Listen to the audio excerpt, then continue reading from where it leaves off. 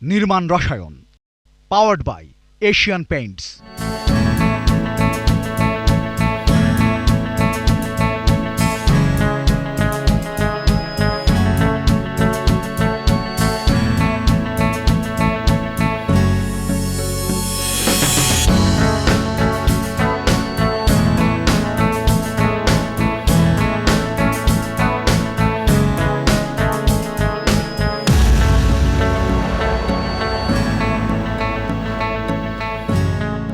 প্রিয় দর্শক, স্বাগত জানাচ্ছি নির্মাণ রসায়ন অনুষ্ঠানে পাওয়ার্ড বাই এশিয়ান পেইন্টস। এই অনুষ্ঠানে স্থাপত্য নির্মাণ বিষয়ক বিভিন্ন বিষয় নিয়ে আমরা কথা বলি এবং আজকে কথা বলবো লাইটিং ডিজাইন নিয়ে। আমাদের আজকের অতিথি স্থপতি রেহনুমা ইসলাম নিটোল। আপু, আপনি বুয়েট থেকে স্থাপত্যে স্নাতক করেছেন এবং পরবর্তীতে ইউনিভার্সিটি অফ সিডনি থেকে লাইটিং ডিজাইনে পড়াশোনা করেছেন। আপনি আসলে স্থপতি হিসেবে ভালো ক্যারিয়ার করতে পারতেন, অ্যাপার্টমেন্ট বা বিল্ডিং ডিজাইন করতে পারতেন, ইন্টেরিয়র ডিজাইনও করতে পারতেন, তো সেই দিকে না গিয়ে শুধুমাত্র লাইটিং ডিজাইনে ফোকাস করার কারণটা কি ছিল?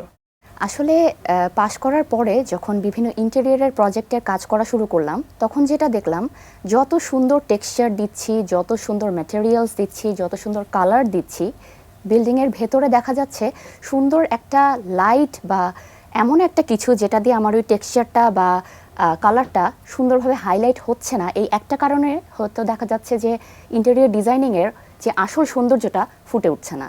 তখন মনে হলো লাইটটা আসলে এখানে অনেক ইম্পর্ট্যান্ট একটা রোল প্লে করে, তো সেই জন্যই আসলে লাইটের প্রতি একটু আগ্রহ জন্ম নেয়।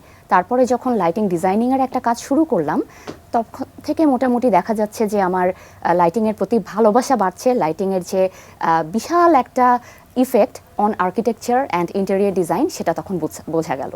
এই জন্যই আসলে তখন মাস্টার্সের ডিসিশনটা আসে। আমরা তো একসময় টাংস্টেন লাইট ব্যবহার করতাম, তারপর আসলে ফ্লোরোসেন্ট লাইট আসলো, যেটা আমরা সাধারণত রড বাল্ব বা টিউব লাইট বলে চিনে থাকি। এরপর আসলে এনার্জি সেভিং ল্যাম্প আমরা আসতে দেখলাম এবং এখন এলইডি ব্যবহার করছি। তো এই প্রতিটা জিনিসের সঙ্গে কিন্তু এনার্জি কনজাম্পশন কমানোর একটা রিলেশন দেখা যাচ্ছে, কিন্তু কোথায় কোন লাইট ব্যবহার করব, কতটুকু আলো আমার দরকার এবং ইন্টেরিয়র ডিজাইনের ক্ষেত্রে বা লাইটের গুরুত্ব কি, এইটা নিয়ে তো বিশদভাবে কারোর মধ্যে সেভাবে কাজ করার আগ্রহ বা জানাশোনা দেখা যায় না সাধারণত। কিন্তু স্ট্যান্ডার্ড প্র্যাকটিসটা কি হওয়া উচিত এখানে? স্ট্যান্ডার্ড প্র্যাকটিসটা আসলে হবে প্রথমত, যেটা আপনি অলরেডি বলেছেন, যে এনার্জি কনজাম্পশন কিভাবে কমাবো। যেই স্টেপগুলো এসেছে টাংস্টেন থেকে এখন যে আমরা এলইডিতে এসেছি, এটার সবচেয়ে বড় স্টেপ কিন্তু এটাই যে আমরা এনার্জি কনজাম্পশন অনেক কম করতে পারছি। টাংস্টেনের থেকে এখন অনেক কম লাইট, মানে কম ইনপুট, পাওয়ার ইনপুট দিয়ে আমি অনেক বেশি আলো পাচ্ছি। তো এই হিসাবটা হচ্ছে তখন মানে আমি যেটা করতে পারি, আমার একটা ইন্টেরিয়র ডিজাইনিংয়ে আমি হচ্ছে গিয়ে লাইটের সংখ্যা কমিয়ে আনতে পারছি, আবার হচ্ছে টোটাল পাওয়ার কনজাম্পশন কমিয়ে আনতে পারছি, এবং এলইডি লাইটের যেটা সুবিধা আছে যে আমরা বিভিন্ন ধরনের ভিজুয়াল কমফোর্ট ক্রিয়েট করতে পারি। ভিজুয়াল কমফোর্ট বলতে আমি বোঝাতে চাচ্ছি আলোটা আমার চোখে লাগবে না, ডিরেক্ট ইনডিরেক্ট লাইটিংয়ের একটা খেলা, সেগুলি আমরা হচ্ছে গিয়ে এই ধরনের একটা অ্যাপ্রোচে যেতে পারি। তো আমার মনে হয় আমি বিল্ডিংয়ের লাক্স লেভেল নিয়ে মনে হয় যেই ওয়ার্ডটা আমরা এখন খুব শুনে থাকি, কিন্তু হচ্ছে হয়তো আমরা জানি না যে লাক্সটা কি, সেটা একটু বোঝানোর চেষ্টা করতে পারি একটু যদি ওয়ার্ড বলে যাই। Thank you. আমি যদি একটা ছোট এলইডি একটা বাল্ব চিন্তা করি, এই বাল্বটার পাওয়ার আমি জানি 1 লুমেন, LM। এখন এই বাল্বটা আমাকে আলো দিচ্ছে 1 লুমেন, কিন্তু সেটা আমি মাপবো কিভাবে? ইন্টেরিয়র ডিজাইনিংয়ে আমি মাপবো যেই সারফেসটাতে এই আলোটা পড়ছে। তো আমি ধরে নিলাম এখানে একটা সারফেস আছে, এই সারফেসের উপরে আমার আলোটা পড়ছে। এই সারফেসের ডিমেনশনটা কত? 1 মিটার স্কোয়ার। তো এই ডিস্টেন্সটা, এই লাইট থেকে এই সারফেসের ডিস্টেন্সটা যদি 1 মিটার হয়, তাহলে আমি লুমেন অ্যান্ড মিটার স্কোয়ারের একটা হিসাব থেকে এই সারফেসে যে আলোটা আমি পাচ্ছি সেটা হচ্ছে লাক্স। তাহলে 1 লাক্স ইকুয়ালস টু, আমি তখন বলতে পারি lumen divided by metre square. এটাই হচ্ছে আমার মেইন লাক্সের সূত্র। মানে লাক্স বলতে আমি যেটা বোঝাচ্ছি যে আমার যে বাল্বের যে আলোটা, সেটাকে আমি যখন ক্ষেত্রফল দিয়ে ভাগ করছি, তখন আমি যেই আলোটা পাচ্ছি সেটা অ্যাকচুয়ালি আমার পারসিভ করার মতো আলো। তো এই জিনিসটাই আসলে আমরা লাক্স ক্যালকুলেশন বলতে এটা বোঝাই। লাক্সের হিসাবটাই এজন্য আসলাম যে আমাদের দেশে বিএনবিসির হচ্ছে গিয়ে দেখা যায় বিভিন্ন ধরনের বিল্ডিংয়ের বিভিন্ন ধরনের সেগমেন্ট নিয়ে বিভিন্ন স্ট্যান্ডার্ড আছে। তো বিএনবিসিতে আমরা হরহামেশাই এই লাক্স লেভেলের যে একটা স্ট্যান্ডার্ড আছে এটা আসলে সবসময় ভুলে যাই।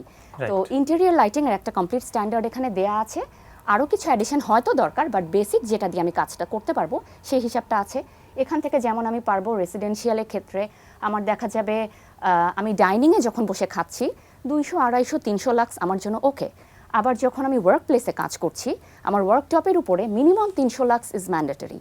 তো দেখা যাচ্ছে এই জিনিসগুলো মাথায় রেখে যখন ইন্টেরিয়র ডিজাইনার তিনি লাইটগুলো প্লেস করবেন বা সেখানে যদি কোনো লাইটিং ডিজাইনারের কাজ করার সুযোগ থাকে, উনি যখন প্রপার সিমুলেশন করে দেখাবেন যে মাত্র এই কয়টা লাইট দিয়ে আমি আমার ডিজায়ার্ড সারফেসে এত লাক্স পেয়ে যাচ্ছি, তখন দেখা যাবে যে জিনিসটা সুন্দরভাবে ওয়ার্ক করছে, আমার জন্য ভিজুয়াল কমফোর্ট ক্রিয়েট হচ্ছে। কনসেপ্টটা তো খুব সিম্পল যে দিনের বেলা আমরা ডে লাইট পাচ্ছি, এখন রাতে আমার লাইট দরকার এবং লাইটের জন্য সাধারণত আমরা দেখি আমাদের বাসার 4 দেয়ালে এক একটা করে হোল্ডার থাকে, সেখানে আমরা বাল্ব প্লেস করি। তো এর বাইরে এসে লাইটিং ডিজাইন নিয়ে কাজ করা এবং লাইটিং ডিজাইনের যে ইম্পর্টেন্স এটা কেন, এটা যদি একটু ব্যাখ্যা করতেন। 3 টাইপের লাইটিং আছে, সেই 3 টাইপের লাইটিং এরই আসলে বিভিন্ন অ্যাপ্লিকেশন আমরা হয়তো জেনে বা না জেনে করছি। তো আমি যদি এখানে একটু দেখাই আরেকবার, বেডরুমের একটা ছোট যদি ডেমো একটু করার চেষ্টা করি। এই আমার বেড, এখানে বেড সাইড একটা টেবিল থাকলো। এই এখন আমি এখানে যখন লাইট বসাবো তখন আমি যেটা চিন্তা করব, প্রথম কাজ আমি এখানে হয়তো একটা সিলিং করব। সিলিংয়ে আমি যেটা করব সেটা হচ্ছে কিছু স্পটলাইটস দিব, তারপরে আমি বেড সাইড টেবিলে একটা ছোট একটা ল্যাম্প দিব, বেড সাইড একটা ল্যাম্প, ফ্লোরে হয়তো একটা ল্যাম্প আসতে পারে যে ল্যাম্পটা আমার ডেকোরেটিভ একটা পিস হিসেবে কাজ করবে। আরেকটা জিনিস ইম্পর্টেন্ট যেটা দিব সেটা হচ্ছে, যেহেতু আমি এখানে একটা ফল সিলিং করেছি আমার এখানে একটা কোভ লাইট থাকতে পারে, সেই কোভ লাইটটা আমি দিব।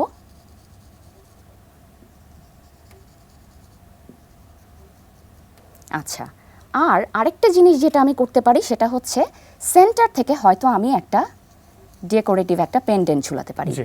তো these are the basic lightings যেটা আমরা একটা স্ট্যান্ডার্ড রুমে প্র্যাকটিস করে থাকি।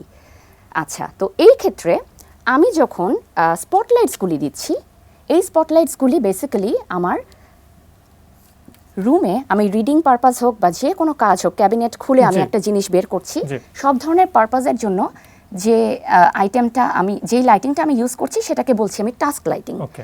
তারপরে অ্যাম্বিয়েন্ট লাইটিং আছে। অ্যাম্বিয়েন্ট লাইটিং কোনটা? আমি যখন এই কোভে যে লাইটটা দিচ্ছি সেটা কমপ্লিটলি ইনডিরেক্ট, সেটা খুব সুদিং একটা আলো ক্রিয়েট করে রাখছে, ওইটা দিয়ে সোর্সটা দেখা যাচ্ছে না, কমপ্লিটলি ইনডিরেক্ট। তো সেটার জন্য এটাকে আমি বলতে পারি অ্যাম্বিয়েন্ট লাইটিং। আর যখন আমি এই সব জায়গাতে কিছু ডেকোরেটিভ লাইটের পিস নিয়ে আসছি, যেমন আমি বেড সাইডে একটা ল্যাম্প নিয়ে আসছি, একটা ফ্লোর ল্যাম্প নিয়ে আসছি ডিজাইনার হয়তো আইটেম, কিংবা সিলিং থেকে চাচ্ছি একটা ডেকোরেটিভ একটা লাইটিং পিস আসুক, এই পুরো জিনিসটাকে বলছি আমরা অ্যাকসেন্ট লাইটিং। অ্যাকসেন্ট মানে যে আমি একটা ডেকোরেটিভ একটা পিস আনলাম, সেটাকে আমি লাইট করছি, কিংবা ওটা ইটসেলফ একটা লাইট, এই জিনিসটা হতে পারে। তো এই টাস্ক, অ্যাম্বিয়েন্ট অ্যান্ড অ্যাকসেন্ট লাইটিংয়ের একটা কম্বিনেশন দিয়ে আমরা দেখা যায় একটা রুম, একটা বিল্ডিং, সব কিছু আসলে এই 3টার উপর বেস করে আমরা কাজটা করি। তো এই ক্ষেত্রে আরেকটা ব্যাপার আমি বলবো, যেমন আমার যদি অ্যাকসেন্ট লাইটিংটা না থাকে, একই সাথে ambient and task light use করে আমি রুমটা আলোকিত করে ফেলতে পারছি। আবার যদি আমি অ্যাকসেন্ট লাইটটাকে এমনভাবে করতে পারি যে সেটাই আমার টাস্ক লাইটিং এর কাজ করছে, তখন আমার এই স্পটলাইটসগুলি লাগছে না। এই পারমুটেশন কম্বিনেশনটাই আসলে লাইটিং ডিজাইন। এই পুরো জিনিসটাই আসলে আমি ইন্টেরিয়রের জন্য দেখালাম, যেটা আসলে এই ধরনের অ্যাপ্লিকেশন ফাসাদ লাইটিং এ আছে, এক্সটেরিয়রে আছে, ল্যান্ডস্কেপে আছে, সব জায়গায় করা পসিবল। ওকে, এখন আপু একটা প্রশ্ন আমরা প্রায় দেখি যে আমার রুমটা 100 স্কয়ার ফিট, সেখানে আমি আসলে কত লাক্স বা কত লুমেনের লাইট ইউজ করব, এটা নিয়ে ক্যালকুলেট করার ক্ষেত্রে অনেকে একটু চ্যালেঞ্জ ফেস করেন। এই ক্যালকুলেশনটা কিভাবে করতে হয়? এই ক্যালকুলেশনটা আসলে যেটা বললাম প্রথমেই, বিএনপিসিতে কিছু আমার নাম্বারস দেয়া আছে অলরেডি, তো আমরা ওইটা ধরে আগাবো। তারপরে কিছু ডেভিয়েশনস ডেফিনেটলি আসবে, যেমন বেডরুমের জন্য 100 লাক্সের বেশি আসলে দরকার নাই। সেটা বেডরুমে যখন আমি খাটে শুয়ে আছি সেটার জন্য ইভেন আরো কম হলেও সমস্যা নেই। কিন্তু যখন আমি খাটে শুয়ে কিছু একটা পরবো, তখন কি লাগবে? তখন আমার এই যে বেড সাইড যে টেবিল ল্যাম্পটা আছে সেটার পাওয়ার যদি বেশি থাকে, সেটা দিয়ে কিন্তু আমি রিডিং এর কাজটা করতে পারবো। তো এরকমই একটা পারমুটেশন কম্বিনেশন থাকে। আরেকটা ব্যাপার রেসিডেন্সিয়াল প্রজেক্টে দেখা যায় যে পার্সন টু পার্সন আসলে ওনাদের লাইটের রিকোয়ারমেন্ট ডিফারেন্ট থাকে। তো একজন হয়তো উনি বেশি লাইট পছন্দ করেন, ওনার জন্য সবসময় 100 লাক্স আসলে মেনটেন করা যাবে না, তার রিকোয়ারমেন্ট ওয়াইজ বিভিন্ন টাইপের লাইট ইউজ করে ওটা বাড়াতে হবে। আবার হচ্ছে অনেকে কম পছন্দ করেন, তাদের জন্য সেটা কমাতে হবে। এটা ক্লায়েন্টের সাথে ডিজাইনারের একটা আন্ডারস্ট্যান্ডিং এর ব্যাপার থাকে। আচ্ছা, কিন্তু আমরা যে স্ট্যান্ডার্ড গুলো দেখছি, যেমন আপনি বললেন বেডরুমের ক্ষেত্রে একটা স্ট্যান্ডার্ড, ড্রয়িং রুমের ক্ষেত্রে একটা, ডাইনিং এর ক্ষেত্রে এই মানে ভ্যারিয়েশনটা কেন, এটা আমাদের জন্য কেন দরকার? এই ভ্যারিয়েশনটা এই জন্য দরকার, আমরা ধরে নেই যে বেডরুমে খুব বেশি আমাদের টাস্ক লাইটিং লাগবে না, ওখানে হয়তো রিডিং টেবিল নাই, ওখানে হয়তো আমি জাস্ট রিল্যাক্স করতে যাব। সেম কাহিনী আমি ড্রয়িং রুমের জন্য বলতে পারি যে লিভিং এ যখন আমি লাউঞ্জে যখন বসে আছি, তখন হচ্ছে আমি বেসিক্যালি ফ্রেন্ডের সাথে আড্ডা দিচ্ছি, তখন হচ্ছে বেশি একটা হার্শ লাইট এসে আমাকে ডিস্টার্ব করুক, গ্লেয়ার ক্রিয়েট করুক, আমি সেটা চাবো না। বা আমার ফ্রেন্ডস যারা আছেন আমার সাথে বসেছেন, তারা যাতে কমফোর্ট ফিল করেন, সুদিং একটা আলো চাই। সেই জন্য আমি দেখা যাচ্ছে 100 লাক্সের মধ্যেই হয়তো সলভ করে ফেলতে পারি। কিন্তু দেখা যাচ্ছে যে কখনো কখনো আমি ওই জায়গায় আমার বড় একটা গ্যাদারিং চাচ্ছি যেখানে অনেক আলো দরকার, তখন আবার লাইট লেভেলটা যাতে বাড়ানো যেতে পারে এরকম ধরনের প্রভিশনও থাকতে হবে। আবার ডাইনিংয়ের কথা যদি বলি, আমার খাওয়ার জন্য যে টাস্ক লাইটিংটা দরকার, আমি কাঁটা বেছে মাছ খেতে পারছি নাকি, এটার জন্য আমার 250 লাক্স থেকে 300 লাক্সের মতো দরকার। আমার যে সারফেসটা আমি খাচ্ছি টেবিলের উপরে, এই ধরনের জিনিসগুলো যদি একটু জানা থাকে, তাহলে যেটা হয় আমি আমার লাইটের জন্য চোখের আমার যে মানে আমি যে ডিসকমফোর্টটা ফিল করব, সেটা আসলে হওয়ার চান্স নাই, ভিজুয়াল কমফোর্ট এনশিওর হবে। মানে অনেকের তো মাইগ্রেনের সমস্যা থাকতে পারে বা চোখের সমস্যা থাকতে পারে, তাদের জন্য তো একটা ডিস্ট্রাকশন বা ডিস্টারবেন্স হচ্ছে। এই ক্ষেত্রে আমি একটু বলবো, লাইটে আরো দুটো টার্ম আছে, একটা হচ্ছে সিসিটি, একটা হচ্ছে সিআরআই। সিসিটিটা কি? এটা হচ্ছে colour temperature, correlated colour temperature. Colour temperature বলতে আমরা যেটা বুঝাই ওয়ার্ম হোয়াইট লাইট, এটা আমরা খুব হচ্ছে গিয়ে আজকাল শুনি, ওয়ার্ম হোয়াইট লাইট দিয়ে আমি বিল্ডিং এর বাসার ইন্টেরিয়র করছি। কুল হোয়াইট লাইট, সেটা হচ্ছে আগে যে সাদা যে লাইটগুলি সেগুলি। তো ওয়ার্ম হোয়াইট লাইট আসলে বলা হয় কি, এই লাইটের ভেতরে ব্লু কন্টেন্ট কম আছে। তো 3000 কেলভিন এই লাইটটা, এটা যখন আমি হচ্ছে গিয়ে ইউজ করছি সব জায়গায়, খুব আরাম লাগে, আমার চোখে ঝামেলা ক্রিয়েট করছে না, আমার মাইগ্রেন হওয়ার বা মাথা ব্যথা ধরে যাওয়ার যে ব্যাপারটা, আই স্ট্রেন হওয়ার চান্স কম। এখন পরিমিত ব্যবহারে যখন আমি ওয়ার্ম হোয়াইট লাইট দিয়ে পুরো বাসার ইন্টেরিয়র করছি, তখন কিন্তু আমার কোনো ধরনের চোখে কোনো ধরনের প্রবলেম হওয়া বা সাইকোলজিক্যাল যে প্রবলেমগুলি হয় লাইটের জন্য, সেটা হওয়ার কোনো চান্স নাই। আবার সেকেন্ডারিলি আমি যদি স্কুল কলেজ যখন আমি ডিজাইন করব, স্কুলের টেবিলের উপরে আমি যদি ওয়ার্ম হোয়াইট লাইট দিই, সেটা কিন্তু আবার ওই জায়গার জন্য পারফেক্ট হবে না। রিডিং, এরকম রিগোরাস রিডিং বা ইন্ট্রিকেট কাজের যখন ব্যবহার থাকবে, তখন আসলে ওটাকে 4000 বা কুল হোয়াইটে চলে যেতে হবে। তো এই ধরনের ব্যাপারগুলো আসলে প্রজেক্টের টাইপ ভেদে হচ্ছে গিয়ে লাইট সিলেকশনের ব্যাপার আছে। এটা গেল সিসিটি। আর সিআরআই এর জন্য যদি আমি বলি, CRI is basically colour rendering index. তো একটা অ্যাপেলকে আমি সূর্যের আলোতে যেরকম দেখতে পাচ্ছি, একটা লাইটের যে কোনো ধরনের, সেটা ওয়ার্ম হোয়াইট লাইট হতে পারে, কুল হোয়াইট লাইট হতে পারে, ওটার নিচে ওই সূর্যের আলোর নিচে যে লাইটটা যেরকম, অ্যাপেলটা যেরকম দেখা যাবে, সেরকম একটা ইফেক্ট যদি আমি ওই লাইটের নিচে দেখতে পাই, তখন আমি বুঝতে পারবো এই লাইটটার কোয়ালিটি অনেক ভালো। তো এই সিআরআইটা আমাদের রেকমেন্ডেশন থাকে যে 80+ হতে হবে ইন্টেরিয়র ইউজের জন্য। আর যদি স্ট্রিট লাইটিং বা অন্য কিছুতে আমরা যাই, তখন হয়তো আরেকটু কম হতে পারে। এই ব্যাপারগুলো যদি এনশিওর করা যায়, আমাদের যে সাইকোলজিক্যাল, ফিজিওলজিক্যাল যে ধরনের পজিটিভ ব্যাপারগুলি লাইট আমাকে ক্রিয়েট করতে পারে along with a good interior, এই পুরো ব্যাপারটা আসলে এনশিওর করা যায়। আর নন টেকনিক্যাল অনেক মানুষ কিন্তু ইন্টেরিয়র ডিজাইনের কাজ করছেন এবং তারা প্রচুর সারফেস লাইট ব্যবহার করছেন। তো লাইট যদি বেশি হয়ে যায়, সেটা আমার শারীরিক বা মনস্তাত্ত্বিকভাবে কি ধরনের নেগেটিভ ইম্প্যাক্ট করতে পারে? অনেক বেশি লাইটের নিচে যখন আমি থাকবো, তখন আমার যেটা হবে, আমি চোখ অনেক ব্লিঙ্ক করতে থাকবো। হ্যাঁ, আমার চোখে আই স্ট্রেইন হবে, চোখের আশেপাশের যে মাসলগুলো আছে সেগুলো হ্যাম্পার্ড হবে। এটা আমি সাথে সাথে বুঝবো না। আজ থেকে 5 বছর পরে গিয়ে আমি দেখবো যে আমার এই সব জায়গার মাসল অনেক সমস্যা হয়ে যাচ্ছে, মাথা ব্যথার সমস্যা হচ্ছে। আমাদের এখন ঘরে ঘরে সবার মাইগ্রেনের সমস্যা, তারপরে চোখে চশমা লেগে যাচ্ছে সবারই। ছোট ছোট বাচ্চাদের চশমা কিন্তু বেশি লেগে যাচ্ছে স্ক্রিন টাইম বেশি হওয়ার কারণে। এটাও কিন্তু লাইটের একটা ইফেক্ট। আমি যদি হচ্ছে স্ক্রিন টাইমে আমার স্ক্রিনের ডিসপ্লের হচ্ছে গিয়ে ব্রাইটনেস কমিয়ে রাখি, তখন হচ্ছে গিয়ে আমার কিন্তু চোখটা ভালো থাকে। তো এই ব্যাপারগুলো আসলে সব জায়গাতেই অ্যাপ্লিকেবল। অনেক বেশি লাইট দিয়ে দিলাম মানেই ডিজাইন কিন্তু ভালো না। আমি গ্লেয়ার ক্রিয়েট করে ফেলছি। যখন গ্লেয়ার আসছে, আমি চোখে তাকাতে পারছি না আলোর জন্য, অবশ্যই ওই জায়গায় আমার তখন লাইটিং কন্ট্রোলিং সিস্টেমে ডিমিং করতে হবে কিংবা লাইট কমিয়ে ফেলতে হবে। এখানেই বললাম যে এই পরিমিতি বোধটা যে হচ্ছে গিয়ে আমি ওভারডান করে ফেলছি না, আবার আন্ডারডান করে ফেলছি না, কম লাইট দিয়েও আবার আমি চোখে দেখতে পাচ্ছি না, এই ব্যাপারগুলা চেক অ্যান্ড ব্যালেন্স করার জন্য একজন ডিজাইনারের আসলে লাইটের ব্যাপারে একটু যত্নশীল হতে হবে। কিছুক্ষণ আগে যে ডায়াগ্রামটা এঁকেছেন এখানে যেমন অ্যাম্বিয়েন্ট, টাস্ক এবং অ্যাকসেন্ট লাইটিং এর কনসেপ্টটা খুবই ক্লিয়ার এবং যে কেউ চাইলেই কিন্তু বাজার থেকে সংগ্রহ করতে পারবেন স্পটলাইট, স্ট্রিপ লাইট যা যা এখন পাওয়া যাচ্ছে অ্যাভেলেবল। কিন্তু কথা হচ্ছে ধরেন সবাই তো আসলে ইন্টেরিয়র ডিজাইনারের কাছে যাবেও না, লাইটিং ডিজাইন কনসালটেন্ট তো আরও দূরের ব্যাপার। এখন কেউ যদি নিজের বাসা নিজের মতো করে সাজাতে চান তাদের উদ্দেশ্যে আপনার কি পরামর্শ থাকবে? প্রথম বুঝতে হবে আমি কি আসলে অনেক বেশি লাইট পছন্দ করি নাকি কম। অনেক বেশি যদি পছন্দ করি তাহলে দেখা যাচ্ছে এখানে যে 3 টাইপের লাইটের কথা আমি বলেছি আমি 3টাই ইমপ্লাই করতে পারি। আর যদি এরকম হয় যে না আমি হচ্ছে গিয়ে সিলিং করব না, তখন গিয়ে কিন্তু আমার অ্যাম্বিয়েন্ট লাইটের অপশন আসলে কমে যাচ্ছে, তখন শুধুই টাস্ক অ্যান্ড অ্যাকসেন্টের মধ্যে আমার কাজ করতে হবে। আবার যদি এরকম হয় না আমি অ্যাকসেন্ট লাইট আমার জন্য এক্সপেন্সিভ হয়ে যাবে, আমি হচ্ছে এরকম ডেকোরেটিভ কোনো পিস চাচ্ছি না, খুব ছোট রুম, আমার জায়গা নেই, তখন হচ্ছে আমি অ্যাম্বিয়েন্ট অ্যান্ড টাস্ক দিয়ে হয়তো কাজ করে ফেলতে পারবো। এরকম একটা চেক অ্যান্ড ব্যালেন্স করে হয়তো তার কাজটা করতে হবে। আর একটা ব্যাপার কি, বাংলাদেশের এখন লোকাল বাজার থেকে শুরু করে বিদেশি ইম্পোর্টেড অনেক ধরনের লাইট পাওয়া যায়, তো আসলে লাইটের ভ্যারিয়েশন অনেক, যে যার মতন ইচ্ছা করে করতে পারেন। অ্যান্ড আরেকটা ব্যাপার যেটা আমি বলবো, অ্যাম্বিয়েন্ট লাইটটা রুমে রাখাটা আমি একটু প্রেফার করি এই জন্যই যে এটার প্রভিশন যদি করা যায় অ্যাম্বিয়েন্ট লাইট দিয়ে আমি মুড লাইটিং ক্রিয়েট করতে পারি।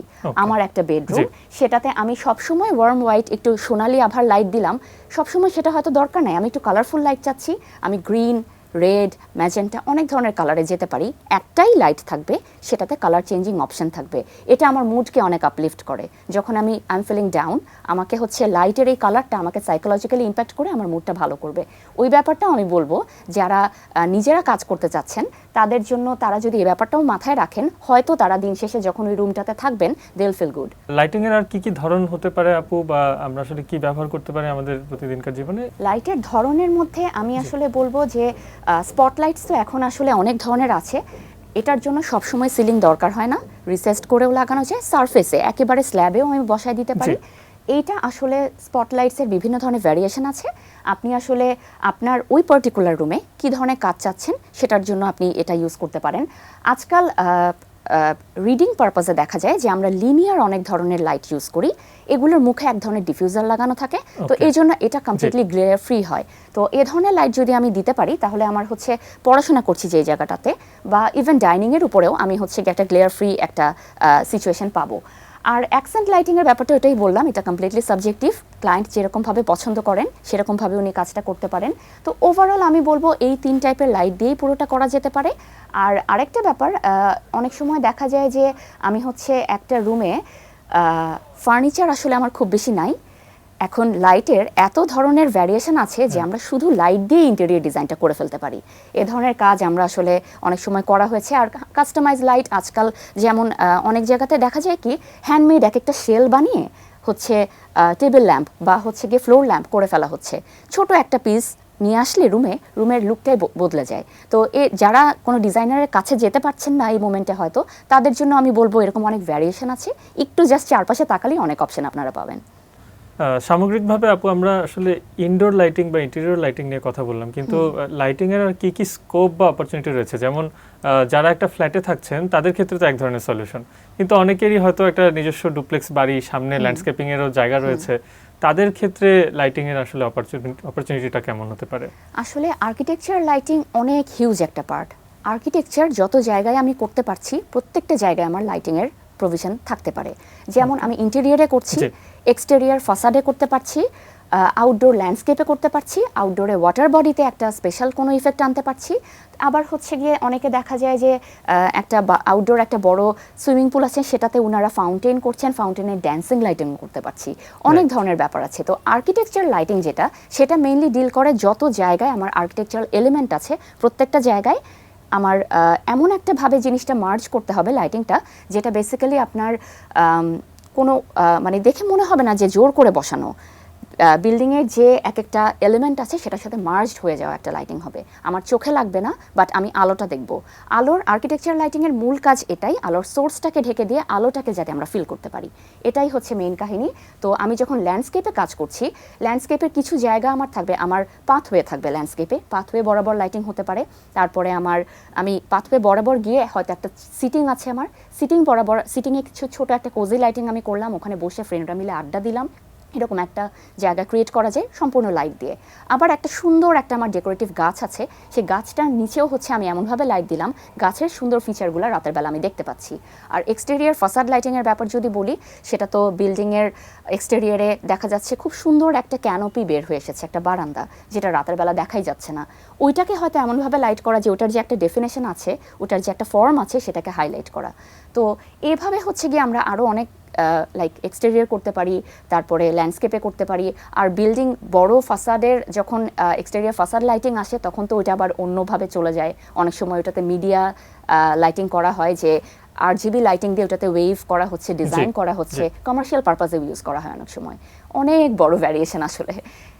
অনেক ধন্যবাদ আপু। তার মানে আসলে প্রপার লাইটিং সলিউশনের মাধ্যমে আমরা আমাদের মুড যেভাবে আপলিফট করতে পারি, পাশাপাশি আসলে ভিজুয়াল কমফোর্টটা আমাদের লাইফস্টাইলকেও কিন্তু এনহ্যান্স করতে পারি। অবশ্যই। অনেক ধন্যবাদ আপু, নিশ্চয়ই যারা শুনছিলেন তারা উপকৃত হয়েছেন। প্রিয় দর্শক, এই ছিল আমাদের আজকের মূল আলোচনা। নিচ্ছি ছোট্ট একটা বিরতি, সঙ্গে থাকুন।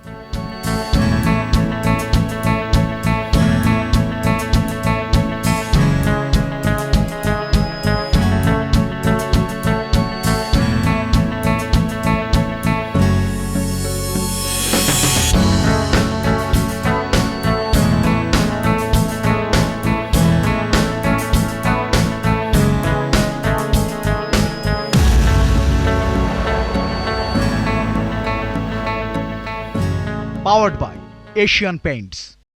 Nirman Roshayon. Powered by Asian Paints.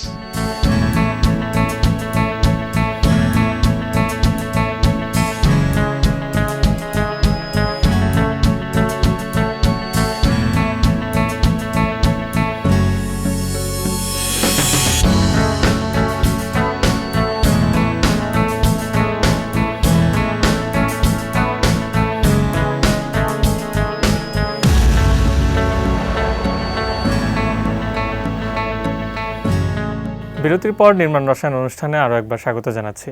এবার থাকছে expert time.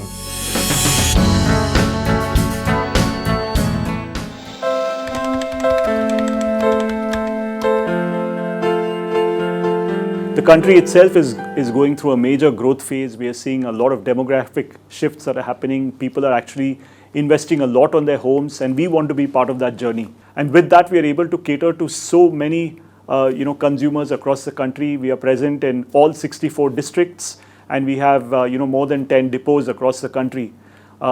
Not only products, but even services and a lot of innovative products is something that we keep bringing to the market. So we are really excited about the market going forward as well.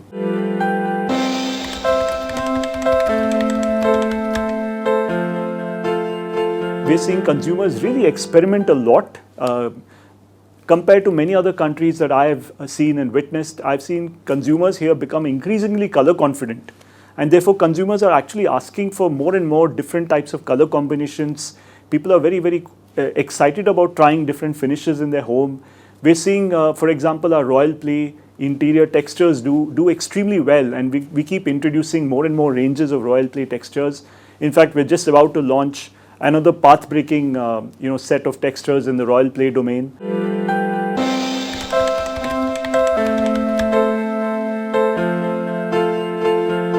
One of the great innovations that we're bringing about is the need for consumers to have waterproofing solutions in their home. And some great R&D ideas that we've brought in, and we're really marketing very, very strongly. One great example that I would talk about is damp-proof FiberTech, which is this liquid applied membrane that you could apply on the top of your terrace, and it actually protects the building from the very top. And that's a real innovation that we brought in. And even for consumers who face efflorescence issues, and there are so many efflorescence issues across the country, we have a product called Hydrolock, which is able to really protect the surface and therefore give the consumer a complete solution.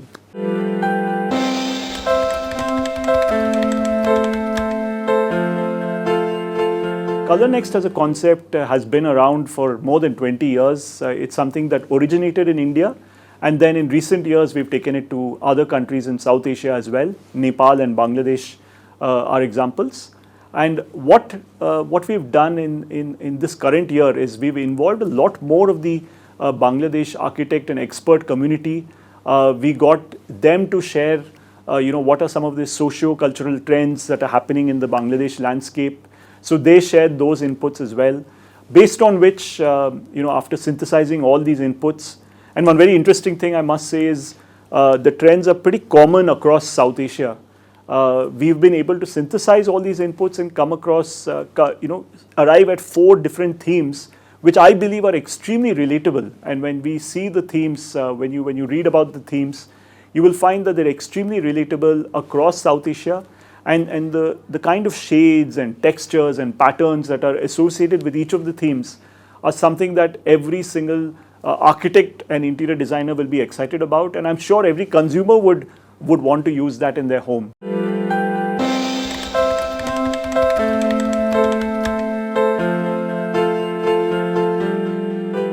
We've actually involved architects and interior designers from Bangladesh as part of the entire research process.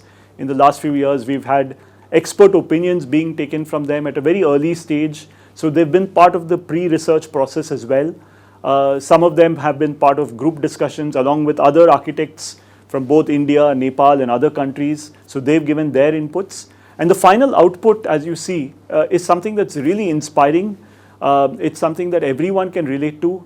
It's a future trend forecast. So we believe that the shades, the textures, the patterns, the materials that we are going to be showcasing is something that the architects and interior designers will want to use in their projects in the upcoming months for this year, and not only in the commercial space but even in the residential space. So I think it's a great solution for all of them.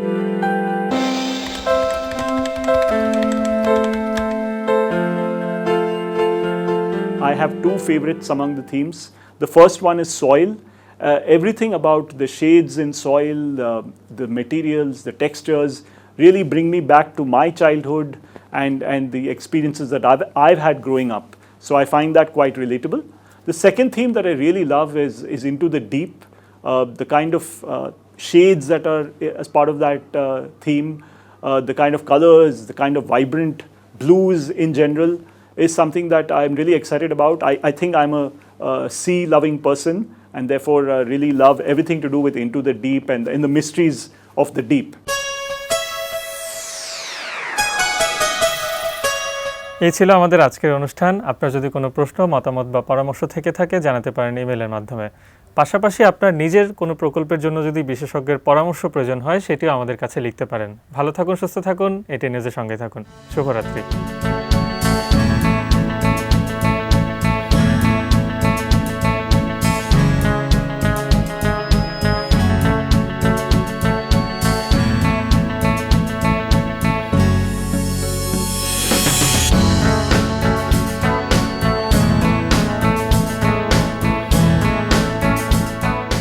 Powered by Asian Paints.